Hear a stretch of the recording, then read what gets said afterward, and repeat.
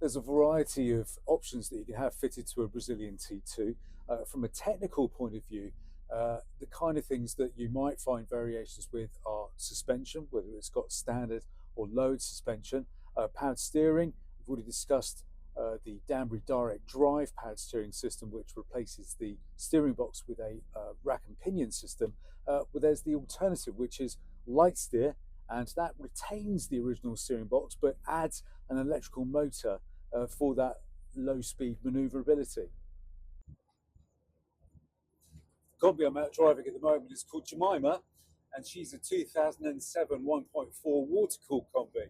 It's got the Danbury Diamond configuration, but part of the reason why I'm driving her today in front of you is because she has lowered suspension and she has the Litesteer powered steering system.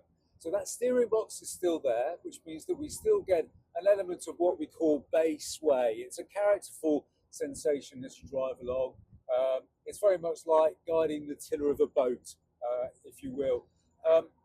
But the difference that you get with the Litesteer, which increases with the reduction in speed, makes the Kombi an extremely usable vehicle on a daily basis.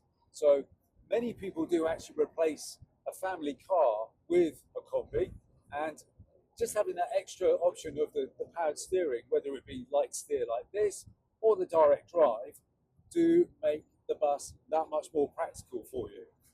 Also, this one has lowered suspension. So what does that do? Well, first of all, it brings the whole height of the bus down by about 4 inches.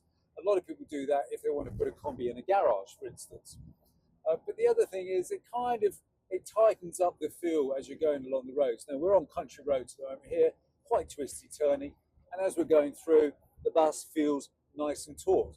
My personal bus doesn't have lowered suspension.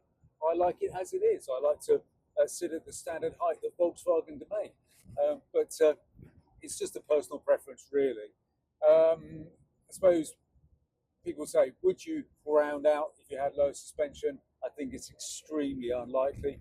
You do, of course, have to bear in mind when you go camping, you're going to be driving across fields, and you've just got to make sure that whatever it is that you're driving towards and over isn't going to be something that could get trapped under the bus.